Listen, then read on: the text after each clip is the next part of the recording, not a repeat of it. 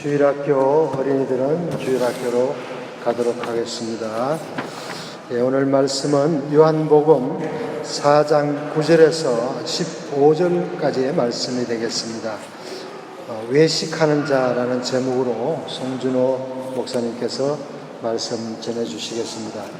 우리가 말씀 듣는 가운데 큰 은혜 받는 또 여러분과 제가 되시고 또 말씀 듣고 꼭 실천하는 우리 모두가 되길 간절히 소망합니다. 오늘도 또 주님을 예배하기 위해서 이 자리에 나오신 여러분 한 분 한 분을 하나님께서 너무나 기뻐하심을 믿습니다. 특별히 또 우리가 아까 대표 기도자 우리 집사님이 기도하셨지만 이렇게 벌써 2017년에 12월이 왔습니다. 우리가 지금까지 또 이 11개월 동안 또 그 지켜주신 그 하나님께 감사드리는 저희가 되었으면 좋겠고, 또 이제 마지막 남은 한 달을 우리가 더 하나가 되어서 더 서로 사랑하며 한 해를 잘 마무리하는 우리 은혜교회 공동체가 되었으면 좋겠습니다. 아멘. 그래서 그런 의미에서 우리 한번 옆에 있는 분에게 주님의 이름으로 사랑합니다. 우리 한번 인사하도록 하겠습니다. 그냥 시키니까 하지 마시고 그냥 정말 마음으로 정말 사랑의 눈빛으로 해주시면 감사하겠습니다. 오늘 우리 하나님께서 우리에게 주시는 말씀은 요한복음 4장 9절에서 15절까지 말씀입니다. 제가 이제 한 절 읽고 여러분 한 절 읽고 우리 한번 믿음으로 우리 교독하도록 하겠습니다. 제가 먼저 읽겠습니다. 사마리아 여자가 이르되 당신은 유대인으로서 어찌하여 사마리아 여자인 나에게 물을 달라 하나이까 하니 이는 유대인이 사마리아인과 상종하지 아니함이로라.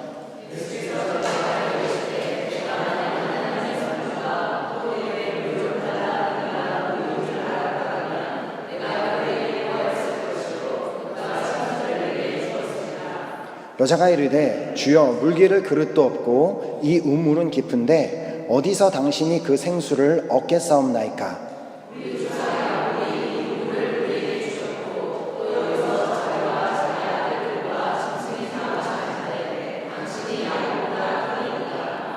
예수께서 대답하여 이르시되 이 물을 마시는 자마다 다시 목마르려니와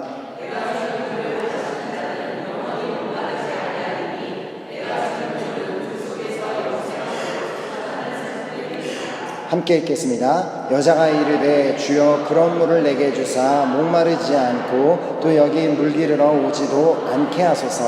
아멘. 우리나라 이제 언어를 보면은요, 우리 한국말을 보면 한 단어가 가지는 여러 가지 의미를 갖고 있는 단어들이 이렇게 많이 있습니다. 그렇게 이제 외국인들이 한국어를 배울 때 충분히 헷갈릴 수 있고 어려워할 수 있는 그런 이제 구조를 가진 것이 우리 한국어입니다.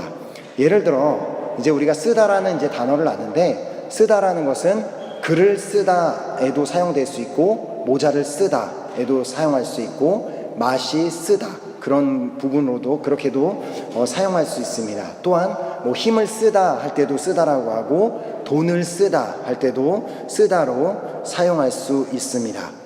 이런 식으로 이제 우리 한국말에는 이렇게 한 단어가 다양한 의미를 가질 수가 있는데, 이렇게 성경에 나오는 단어 중에서도 특히 항상 저에게 이런 식으로 눈에 들어오던 단어가 하나 있었습니다.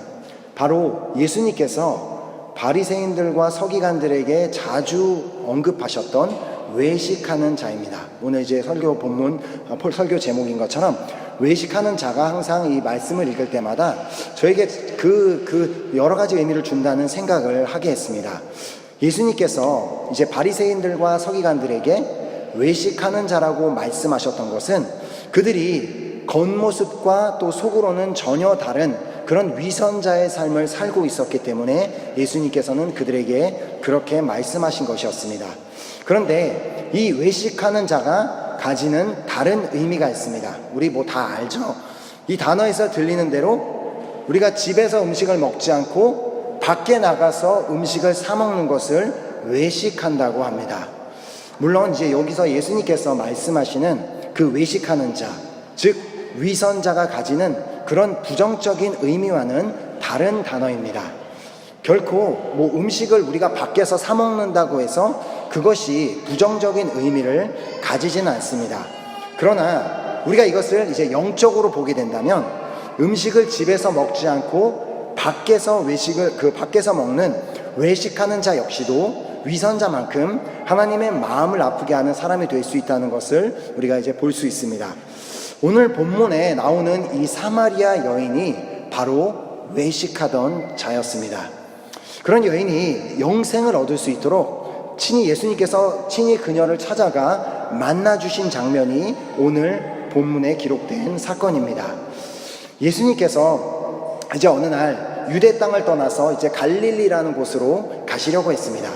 이제 유대 땅에서 갈릴리로 가는 곳에는 두 가지 방법이 있다고 합니다. 하나는 이제 유대 땅에서 요단강을 넘어서 이방인 땅을 통해서 이제 가는 방법이 있고, 하나는 사마리아를 통과해서 가는 길이 있었습니다. 자, 유대인과 사마리아인 사이에는 그때 당시에 적대감이 있었기 때문에 사마리아 땅을 통과가는 것을 좋아하진 않았지만 그것이 더 빠른 길이었기 때문에 많은 유대인들이 사마리아 사람들과 사이가 좋지 않음에도 불구하고 그 길을 자주 이용하였습니다. 유대인과 사마리안 사이가 어떠했었는지를 이제 본문의 주인공인 그 사마리아 여인이 직접 이렇게 말한 것을 볼 수 있습니다. 이제 9절에 사마리아 여자가 이르되 당신은 유대인으로서 어찌하여 사마리아 여자인 나에게 물을 달라 하나이까 하니 이는 유대인이 사마리아인과 상종하지 아니함이로라. 예수님께서도 이날 이제 사마리아 땅을 통과해서 가시기로 결정하셨고, 이제 그 가시는 길에 피곤하셔서 수가라고 하는 동네에 잠시 멈추시게 됩니다. 그리고는 그 동네에 있던 우물 중에 야곱의 우물가에 앉아서 쉬셨습니다. 그 시간은 이제 정오쯤이었고 온도가 가장 높은 시간에 계속해서 그 예수님이 가장 더운 시간에 계속해서 길을 가시는 것은 사실 어려운 일이었습니다. 그렇게 지쳐 계신 예수님을 위해서 제자들은 먹을 것을 구하러 떠나고 홀로 이제 우물가에 앉아있던 예수님 곁에 한 여인이 물을 기르러 오게 됩니다. 야곱의 우물가에서 일어난 이 예수님과 이 사마리아 여인의 첫 만남은 중요한 의미가 있는 만남이었습니다. 그것은 어떻게 보면 예수님께서 그냥 피곤하시기 때문에 그곳에 멈추셨고, 어떻게 보면 그냥 쉬시려고 그곳에 멈출 수 있는 것으로 보일 수 있지만, 예수님께서는 그 여인을 만나시기 위해 고의적으로 일부러 그 시간에 야곱의 우물이라는 그 우물가에 가셨다는 것입니다. 일반적으로 중동 지방에서는 정오 시간에 움직이는 경우가 거의 없다고 합니다. 저도 군대에 있을 때 이라크로 파병되었었기 때문에 파병되어 가던 중에 잠시 쿠웨이트라는 그 중동에 있는 나라에 있는 미군 기지에 머문 적이 있었습니다. 근데 그곳에서 중요한 규칙이 하나 있었습니다. 그것도 너무 특이한 규칙이었는데 절대로 12시에서 2시 사이에, 그러니까 점심시간이 12시에 2시 사이에는 바깥을 나가지 말라라는 그런 규칙이었습니다. 그렇지만 저는 좀 이렇게 그런 것을 되게 궁금해하는 스타일이라서 왜 도대체 12시에서 2시 사이에 나가지 말라고 하는지 너무 궁금해서 다른 친구랑 같이 밖에 나가보았습니다. 그리고 밖에 나가자마자 바로 이해했습니다. 그것은 그 시간에 비치는 그 태양빛이 너무 세고, 그리고 그 온도가 거의 40도가 넘는 온도에 너무 더워서 움직이기조차, 숨을 쉬기조차 힘든 시간이었기 때문에 그 시간에 돌아다니지 말라고 했었던 것이었습니다. 예수님께서 바로 그 시간에 야곱의 우물가에 멈추셨던 것은 당연한 일로 우리가 볼 수도 있지만, 그 여인이 그 시간에 물을 길러 오는 시간인 것을 아셨기 때문에 예수님께서 그곳으로 가셨던 것입니다. 근데 사실 그 여인이 그 시간에, 그 더운 시간에 물을 길러 나오는 일은 정상적인 일은 아니었습니다. 또한 아까 9절의 말씀에서 보았듯이, 우리가 9절 말씀에 보았듯이 그 당시에 유대인은 절대 사마리아인과 상종하지 이렇게 관계를 맺지 않았습니다. 그리고 그때 당시에 유대인 남자는 절대 그 어떤 여자와, 모든 사람이 보는 곳에서 모르는 여자와 대화하는 일도 없었습니다. 뿐만 아니라 당시의 유대인은 모든 이방인들을 부정하게 생각하고 관계를 맺지 않는 그런 전통이 있었음을 마태복음 15장 24절에서 볼 수 있습니다. 하루는 가나안 여인이 예수님께 와서 자신의 딸이 귀신이 들렸다고 치료해달라고 부탁을 하러 오게 됩니다. 근데 이제 그때 그 여인에게 하셨던 말씀이 바로 마태복음 15장 24절 말씀입니다.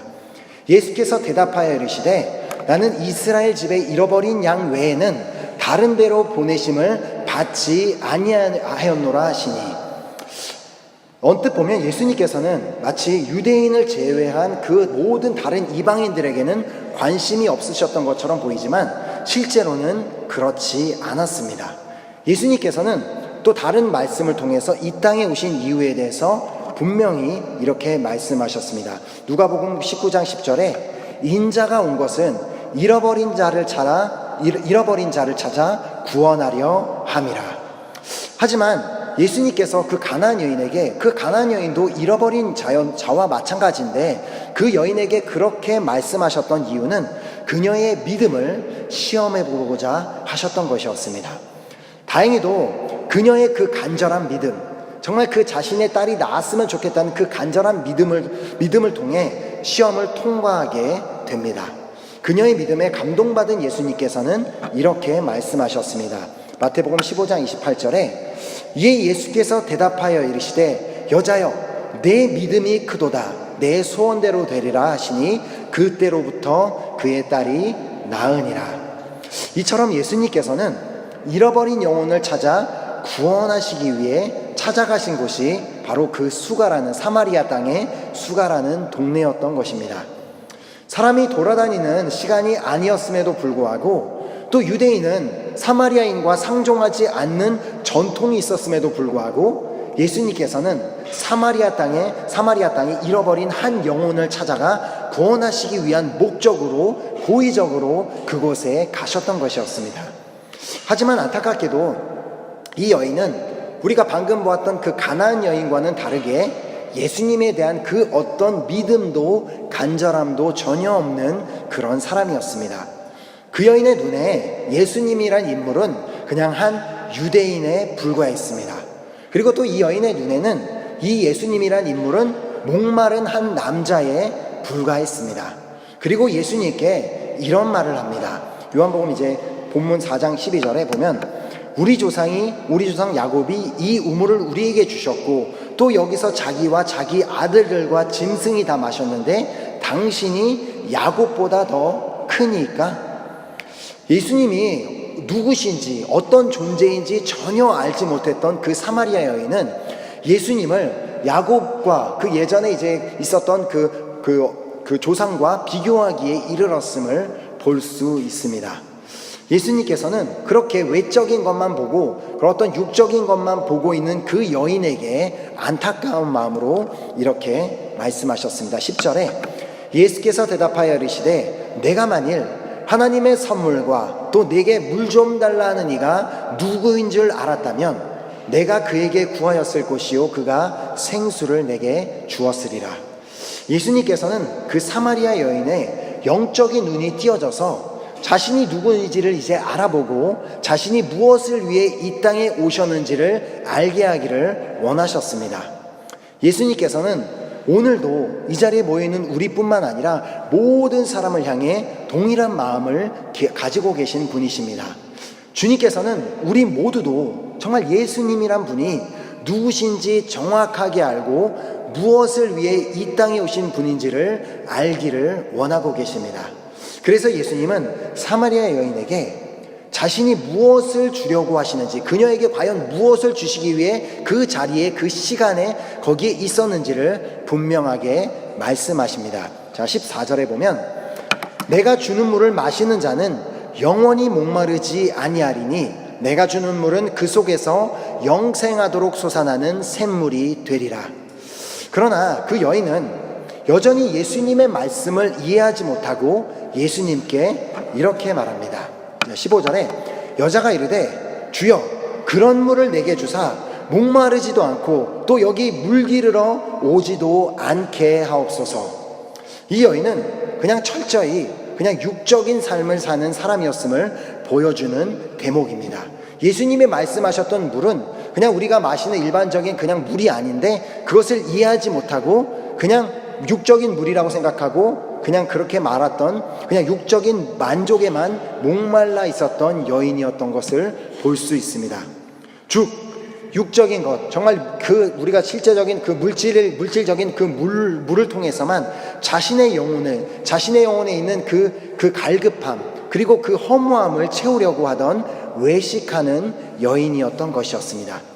그래서 예수님께서는 그녀가 왜 외식하는 자인지에 대해 구체적으로 말씀하신 것을 보며 우리의 삶도 조명해보는 그런 시간이 되기를 소망합니다. 그녀가 이제 하나님 안에서 정말 자신 안에 있는 그 공허함과 그 목마름, 그것을 그 영적인 만족에서 찾지 않고 육적인 것으로 만족을 찾으려고 했음을 아시고 그녀에게 한 가지 질문을 하십니다. 아니, 구체적으로 그녀의 문제를 지적하는 그런 질문을 하십니다. 자, 16절 말씀해 보면 이르시되 가서 내 남편을 불러오라. 전체적인 이제 그 예수님과 지금까지 그 여인과 해오던 그 대화의 문맥상 이 예수님의 말씀은 전혀 앞뒤가 맞지 않는 그런 말과 같아 보입니다. 왜냐하면 방금 전에 그 여인과 예수님이 함께 하시던 그 대화에는 자신에게 영원히 목마르지 아니하는 그런 물을 정말 나에게 주셔서 다시는 내가 이곳에 물을 길러 오지 않게 해달라고 그런 부탁하는 말을 바로 방금 전에 그 여인이 했기 때문입니다. 그런 그녀에게 가서 지금 내 남편을 불러오라는 그 얘기는 그 여자의 입장에서는 이 사람 뭐지? 하는 그런 당혹스러운 일이 아닐 수 없었습니다. 그런데 더 놀라운 것은 그 여인은 전혀 당황하지 않고 이렇게 대답을 합니다. 자, 17절에 여자가 대답하여 이르되 나는 남편이 없나이다. 이렇게 대답을 하는 걸 보면 이 여인은 예수님과의 대화에 전혀 집중하지 않고 있음을 깨달을 수가 있습니다. 왜냐하면 방금 말씀드린 바와 같이 앞의 내용과 전혀 이어지지도 않고 상관도 없는 그런 남편을 데려오라는 그 말에 그냥 아무 생각 없이 대답을 했기 때문입니다. 예수님이 방금 전에 말씀하셨던 다시는 목마르지 않는 그 생수에 정말 관심이 있었다면 남편을 데려오라는 그런 말씀에 다른 반응이 일어났어야 정상입니다. 정상적으로는 아니, 나는 지금 당신에게 영원히 목마르지 않는 그런 물을 달라고 했는데 왜 갑자기 나에게 남편 얘기를 꺼내시는 겁니까? 당신 도대체 무슨 얘기를 하는 거죠? 라고 이렇게 물어봤어야 된다는 것입니다. 이는 마치 우리의 모습과 같지 않냐는 그런 생각이 들었습니다. 예수님을 만난다고 예배 자리에 나오기는 하는데 예배에 집중하지 않고 완전히 딴 생각을 하면서 앉아있는 우리의 모습과 나의 모습과 같다고 생각하지 않으십니까? 찬양 시간이 되면 찬양팀은 앞에서 찬양을 인도하고 찬양을 하기는 하는데 무슨 가사인지 전혀 생각도 안 하고 그냥 노래라고 생각하고 멜로디만 그냥 따로 부르고 있고 사도신경이라는 그런 엄청난 위대한 고백을 하고 있음에도 불구하고 그 고백에 무슨 고백이 있는지 전혀 생각도 안 하고 마치 주문을 외우듯이 그냥 술술술술 그냥 랄랄랄라 이렇게 하고 그냥 습관대로 말하고 있고 대표 기도자가 정말 간절한 마음으로 기도를 준비해 와서 기도하고 있는데 그 기도의 내용은 전혀 생각하지 않고 그 시간에 다른 생각을 하고 있고 혹시 내일 아침엔 뭘 먹을까? 내일 학교 가서는 어떻게 하지라는 그런 생각을 하고 있고 설교 시간에도 목사님이 말씀하시는 것은 막 듣고 있는 것처럼 쳐다보고 있고 막 이렇게 듣고 있다고는 생각을 하는데 예배를 끝나고 나갈 때는 아무것도 기억이 나지 않고 무엇을 들었는지 아무것도 생각나지 않는 그런 나의 모습과 같다고 생각하지는 않으십니까? 사실 여러분들이 그렇다고 저는 생각하지 않습니다. 물론 저는 그런 분은 없을 거리라고 믿는데 사실 저에게는 개인적으로 이런 모습이 있는 것을 종종 발견했습니다. 찬양 시간에도 우리가 막 기도하고 있는 그런 시간에도 막 집중하지 않고 다른 생각들이 떠올라서 그런 다른 생각들에 사로잡혀 있던 그런 저의 모습을 발견하고 정말 하나님께서 얼마나 안타까워 하셨을까라는 그런 생각을 했었습니다. 바로 이 모습이 예수님께서 그렇게 정말 무섭게 바리새인들과 서기관들을 향해 지적하시고 말씀하셨던 그런 외식하는 자, 정말 외식하는 자의 모습이었던 것입니다. 겉으로 예배 자리에 나와서 예배하는 척은 하는데 내 생각과 내 마음은 전혀 예배에 집중하지 않고 있는 자들을 향해 예수님께서는 외식하는 자라고 말씀하시는 것입니다. 그렇기에 그 여인과 대화 중에 우리가 너무나도 잘 알고 있는 말씀, 예배에 관련된, 예배가 과연 무엇인지에 대해 말씀하시는 그 중요한 말씀을 요한복음 바로 그 뒷부분 23절, 24절에 말씀하십니다. 아버지께 참되게 예배하는 자들은 영과 진리로 예배할 때가 오나니 곧 이때라. 아버지께서는 자기에게 이렇게 예배하는 자들을 찾으시느니라. 하나님은 영이시니 예배하는 자가 영과 진리로 예배할지니라. 이 자리에 모인 우리 중에 그 누구도 정말 외식하는 자처럼 겉모습만 예배드리는 척만 하는 외식하는 자가 없기를 진심으로 소망합니다. 우리 영혼의 목마름은, 정말 우리 영혼의 그 어떤 그 공허함과 목마름은 이 귀한 예배를 통해서만 온전히 채워질 수 있는 줄 믿습니다. 아멘. 우리가 정말 예배에 집중해서 그냥 육체만 이곳에 나와 있는 것이 아니라 내 마음과 생각, 나의 모든 것을 다해서 정말 집중을 해서 그 영과 진리로 우리가 예배를 한다면 우리의 영혼은 온전한 그 하나님의 놀라우신 그 은혜로 충만하게 채워질 것을 믿습니다.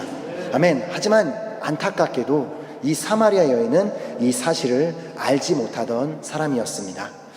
예배를 통해 자신의 그 영적인 목마름을 채우려고 하지 않고 그냥 육적인 것으로만, 어떤 외적으로 보이는 것으로만 자신을 채우려고 했음을 예수님께서는 바로 그 부분을 지적하여 주셨습니다. 자, 요한복음 4장 17, 18절에 여자가 대답하여 이르되 나는 남편이 없나이다. 그러자 예수께서 이르시되 내가 남편이 없다는 말이 옳도다. 너에게 남편 5이 있었고 지금 있는 자도 내 남편이 아니니 내 말이 참되도다. 이 여인은 자신의 안에 있는 그 영혼의 목마름, 그 공허함을 남편으로 채워보려고 했던 사람이었습니다. 자, 그렇다면 여기 결혼하신 우리 마담들에게 한번 질문을 해보도록 하겠습니다. 여러분의 영혼의 목마름, 여러분의 어떤 그 외로움과 공허함이 여러분의 남편으로 온전히 채워지셨습니까? 아무도 대답을 안 하시죠.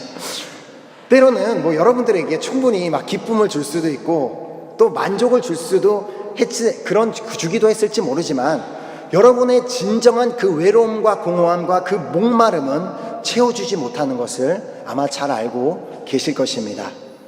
이 사마리아 여인은 정말 너무 놀랍게도 남편이 5명이나 있었고 지금 있는 남자도 남편이 아니면 뭐예요? 새로운 애인이 있었던 그런 여자였습니다.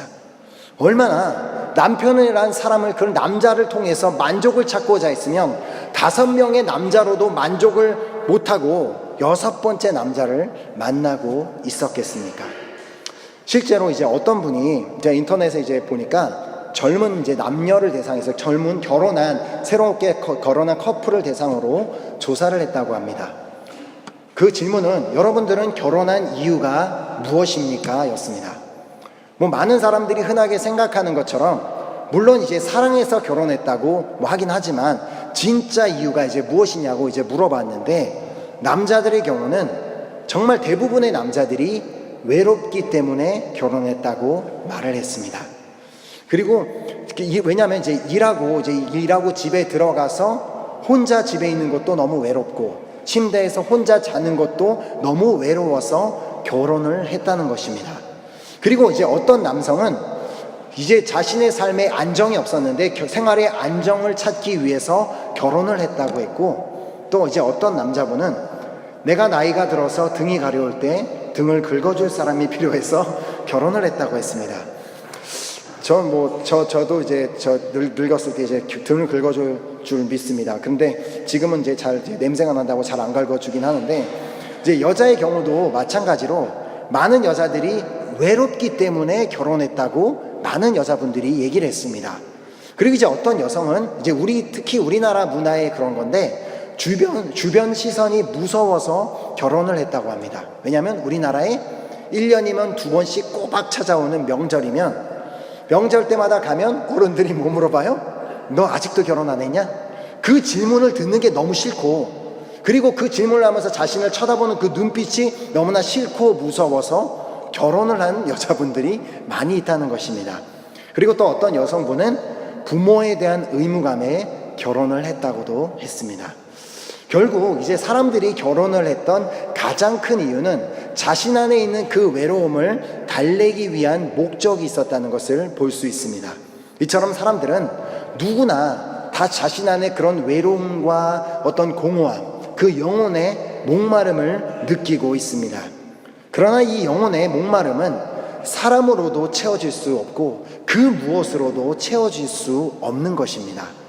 자, 인류 역사상 가장 큰 부유함을 누렸고 정말 인간이 정말 가지기를 원하는 그 모든 것을 소유했던 솔로몬 왕이 인생 말기에 기록한 전도서에 보면 자신의 목마름을 채우기 위해 했던 모든 것들이 헛된 것이었음을 고백하고 있습니다. 자, 그것이 이제 전도서 2장 3절에서 11절까지 기록되어 있습니다. 자, 그 왕이 어떻게 이제 그 말기에, 자신의 인생의 말기에 어떻게 고백을 했는지 한번 보도록 하겠습니다. 내가 내 마음으로 깊이 생각하기를 내가 어떻게 하여야 내 마음을 지혜로 다스리면서 술로 내 육신을 즐겁게 할까? 또 내가 어떻게 하여야 천하의 인생들이 그들의 인생을 살아가는 동안 어떤 것이 선한 일인지를 알아볼 때까지 내 어리석음을 꼭 붙잡아 둘까 하여 나의 사업을 크게 하였노라. 내가 나를 위하여 집들을 짓고 포도원을 일구며 여러 동산과 가원을 만들고 그 가운데에 각종 과목을 심었으며 나를 위하여 수목을 기르는 삼림에 물을 주기 위하여 못들을 팠으며 남녀노비들을 사기도 하였고 나를 위하여서 집에서 종들을 낳기도 하였으며 나보다 먼저 예루살렘에 있던 모든 자들보다도 내가 소와 양떼의 소유를 더 많이 가졌으며 은근과 왕들이 소유한 보배와 여러 지방의 보배를 나를 위하여 쌓고 또 노래하는 남녀들과 인생들이 기뻐하는 처첩들을 많이 두었노라. 내가 이같이 창성하여 내 지혜도 내게 여전하도다. 무엇이든지 내 눈이 원하는 것을 내가 금하지 아니하며 무엇이든지 내 마음이 즐거워하는 것을 내가 막지 아니하였으니 이는 나의 수고를 내 마음이 기뻐하였음이라. 이것이 나의 모든 수고로 말미암아 얻은 몫이로다. 그 외에 내가 생각해 본즉 내 손으로 한 모든 일과 내가 수고한 모든 것이 다 헛되어 바람을 잡는 것이며 해 아래에서 무익한 것이로다. 인생을 이제 마치는 그 시기에 있어서 부요함도 누려봤고 가질 수 있는 모든 것은 다 가져봤고 그 나라에 있는 모든 이쁜 여자도 다 가져봤고 자신이 소유할 수 있는 정말 인간이 소유하는 가지길 원하는 모든 것을 다 가졌지만 결국 솔로몬이 고백하는 것이 무엇입니까? 모든 것이 다 헛되어 바람을 잡는 것이며 해 아래에서 무익한 것이로다. 솔로몬은 인간으로서 이렇게 모든 것을 정말 다 가져봤지만 그것이 결국 자신에게 일시적으로는 잠시는 즐거움과 만족을 주었을지 모르지만 그것이 영원하지는 못했다는 것을 솔로몬이 깨달았던 것입니다. 하지만 예수님께서는 우리에게 또 그녀에게 그 사마리아 여인에게 어떻게 말씀을 하십니까? 요한복음 4장 14절에 내가 주는 물을 마시는 자는 영원히 목마르지 아니하리니 내가 주는 물은 그 속에서 영생하도록 솟아나는 샘물이 되리라. 예수님께서 주시는 물을 마시는 자는 영원히 그냥 잠시 이 세상에서 얻을 수 있는 그 잠시 우리에게 만족을 줄 수 있는 그런 것과 비교할 수 없는 영원히 목마르지 않은 것을 우리에게 주신다는 것입니다. 그렇다면 과연 예수님께서 주시는 그 물이 무엇이기에 우리가 영원히 목마르지 않을 수 있겠습니까? 요한복음 6장 35절에 이렇게 말씀하셨습니다. 예수께서 이르시되 나는 생명의 떡이니 내게 오는 자는 결코 줄이지 아니할 터이요 나를 믿는 자는 영원히 목마르지 아니하리라. 즉 예수님을 믿음으로 말미암아 우리가 영원히 목마르지 않게 된다는 것입니다. 아멘. 예수님을 믿을 때 정말 우리가 정말 그 예수님을 우리가 온 마음과 뜻과 정성을 다해서 사랑하고 믿을 때 우리에게 어떤 일이 일어나는지를 요한복음 7장 37절에서 39절에 이렇게 말씀하셨습니다. 명절 끝날 곧 큰 날에 예수께서 서서 외쳐 이르시되 누구든지 목마르거든 내게로 와서 마시라. 나를 믿는 자는 성경의 이름과 같이 그 배에서 생수의 강이 흘러나오리라 하시니 이는 그를 믿는 자들이 받을 성령을 가리켜 말씀하신 것이라. 우리가 예수를 믿을 때 성령님이 우리에게 임하십니다. 그 성령이 우리에게 임하시고 그 성령으로 말미암아 우리의 삶에 영원히 목마르지 않게 하는 생수의 강이 흘러나오게 될 것이라는 것을 말씀하신 것입니다. 그렇기 때문에 우리가 성령 충만해야만 하는 것입니다.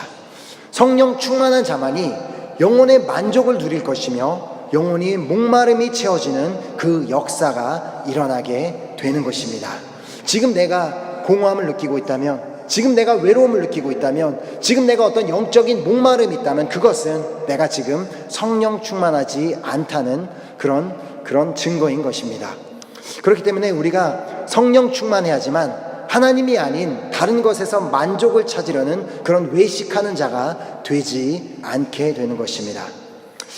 우리 교회는 이런 이유로 매 예배 때마다 그것이 주일 예배가 되었던 성경 공부가 되었던 기도 모임이 되었던 그렇게 간절하게 방언으로 기도하는 것입니다. 사실 많은 분들이 우리 교회에 누구를 이제 초대해서 이렇게 전도해서 데려오려고 해도 우리 교회에서 막 왈랄랄라 막 방언으로 기도하는 것을 무서워하지는 않을까 봐 못 데려오겠다는 그런 말씀들을 하십니다. 또한 실제로 저도 설교하다가 이렇게 봤는데 우리 교회에서 오셨던 많은 분들이 그 방언으로 기도하는 것에 놀라서 예배 도중에 나가시기도 하시고 다시 이 교회를 찾지 않으시는 경우도 있었습니다. 하지만 다른 분들이 우리 교회로 모시고 오기 전에, 다른 분들이 우리 교회로 오기 전에 지금 모여있는 우리들이 성령 충만하지 않으면 다른 분들이 오신들 무슨 소용이 있겠습니까? 그렇기 때문에 우리가 기도하는 이유는 오직 한 가지입니다. 성령 충만한 교회가 되어 하나님을 기쁘시게 하는 공동체가 되기 위해서 우리가 그렇게도 매 예배 때마다 간절하게 그 방언으로 기도하는 것입니다.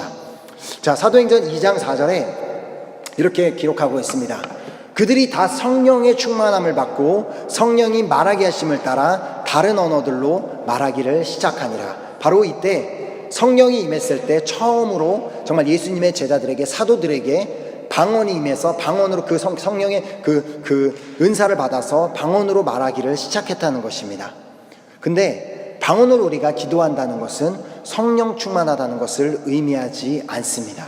우리가 방언으로 기도하는 이유는 우리의 성령 충만을 유지하기 위해서 하는 것이 바로 방언 기도인 것입니다.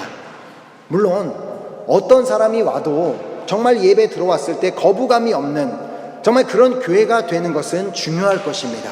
하지만 우리가 이렇게 정말 뜨겁게 기도하면서 나가려고 하는 이유를 사도 바울의 고백을 통해서 찾아볼 수 있습니다. 자, 사도 바울이 갈라디아서 1장 10절에 이렇게 기록했습니다. 이제 내가 사람들에게 좋게 하랴, 하나님께 좋게 하랴, 사람들에게 기쁨을 구하랴. 내가 지금까지 사람들의 기쁨을 구하였다면 그리스도의 종이 아니니라. 아멘. 그렇기 때문에 비록 지금 우리 교회가 너무 예배 때마다 간절히 방언으로 기도해서 어떤 분들이 오셔서 놀란다고 할지라도 지금 당장 우리가 모여있는 우리들이 살아야 되기 때문에, 지금 모여있는 우리들이 성령 충만해야 되기 때문에 사람들한테 맞춰주자고 다른 사람들 데려오자고 우리가 성령 충만 안 할 수는 없지 않습니까? 그렇기 때문에 우리가 그렇게도 예배 때마다 간절하게 정말 그 어떤 사람들에게는, 어떤 이들에게는 우리가 이상한 사람처럼 보인다 할지라도 우리는 주님을 사랑하기 때문에, 우리는 성령 충만하길 원하기 때문에 그렇게도 방언으로 기도하는 것입니다. 자, 하나님께서는 정말 우리가 이 자리에 있는 우리 모두가 외식하는 자가 되지 않고 하나님의 기쁨이 되기를 원하십니다. 외식하는 자가 되지 않는 것은 정말 예배자인 척하는 사람도 아니고 하나님 외에 다른 것으로 만족을 찾으려는 그런 사람이 되지 않는다는 것을 의미하는 것입니다. 오직 우리가 말씀 안에 거하고 또 우리가 간절한 마음으로 기도할 때 우리 안에 생수의 강이 흘러넘쳐 성령 충만한 성도들로 세워질 것을 믿습니다. 아멘. 또한 성령 충만한 교회로 세워질 것을 믿습니다.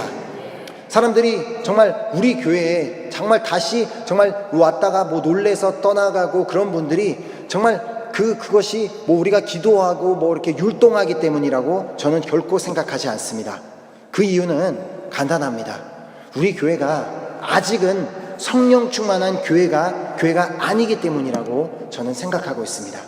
이 자리가 우리가 드리는 예배가 정말 우리 은혜교회가 정말 성령 충만한 공동체가 된다면 이 성전들을 밟는, 예수님을 한 번도 들어본 적도 없고 하나님을 아직 만나본 적 없는 자들이 이 성전들을 밟고 그냥 들어올 때 하나님을 만나게 되는 역사가 일어난다면, 우리가 예배에서 뭐 이상하게 율동을 한다고 할지라도, 우리가 이상하게 왈랄랄라 기도한다고 할지라도 우리 이 성전에서 성령 충만의 그 임재가 정말 느껴지는 공동체가 되면 그 어떤 사람도 들어와서 하나님을 만나게 되면 그 어떤 사람도 왔다가 그냥 나가는 사람이 없게 될 줄 믿습니다. 아멘. 우리 교회가 정말 이런 매주 기도 모임 때마다 기도하는 것처럼 성령 충만한 사도행전적 교회가 된다면 초대교회와 같은 그런 놀라운 역사가 일어나게 될 줄로 믿습니다. 그래서 그 사도행전 2장 47절에 일어났던 그 역사, 하나님을 찬미하며 또 온 백성에게 칭송을 받으니 주께서 구원받는 사람을 날마다 더하게 하시니라. 아멘. 우리 공동체가 먼저 성령 충만한 공동체가 될 때 그때 하나님께서 우리에게 사람들을 보내주실 것입니다. 우리가 먼저 한 사람 한 사람이 성령 충만한 사람이 될 때 정말 예수님을 한 번도 만나보지 않았던, 비록 이상한 사람이 우리 교회에 잠깐 들어왔다 할지라도 이곳에 성전들에 발을 길을 들여놓는 순간 하나님을 만나게 되는 그런 역사가 있게 될 줄 믿습니다. 아멘. 우리가 정말 그 성령 충만을 구하기 위해 우리 한번 찬양팀 나오셔서 우리 찬양 드리며 정말 주님, 나에게 정말 그 성령 충만을 나에게 허락하여 주시옵소서. 정말 내가 주님으로부터 오는 그 모든 것으로, 그 생명수로 나의 삶이 채워지기를 원합니다라는 그 귀한 고백을 우리가 주님 앞에 드리며, 이 시간은 정말 우리가 성령 충만하기를 간절히 원하는 그 마음으로 우리가 찬양 드리고 우리 기도하는 시간 갖도록 하겠습니다.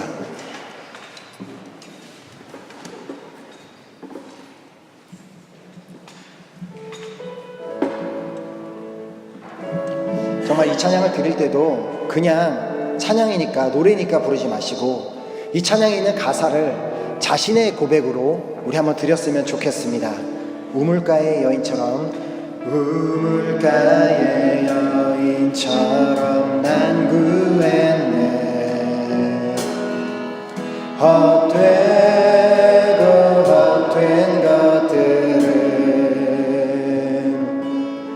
그때 주님 하신 말씀 내 세매와 생수를 한 번 더 고백할까요? 우물가의 여인처럼, 우물가의 여인처럼 난 구했네. 헛된 것들을 구해왔던 자신의 모습을 돌아봤으면 좋겠습니다. 그때마다 주님께서 우리에게 이렇게 말씀하십니다. 그때 주님 하신 내 세매와 생수를 마셔라. 내 세매와 생수. 이 시간 우리 한번 주님 앞에 구합시다. 오 주님 채우소서. 오 주님 채우소서. 나의 잔을 높이립니다. 나의 잔을 높이립니다. 하늘 양식 내게 채워주소서. 넘치도록 채워주소서. 많고 많은 사람들 참 그렇습니다. 헛된 것들을 헛된 것 우리 주님 안에 감추인 고백, 주 안에 감추인 법에 세상 것과 난비. 오 주님 채우소서. 오 주님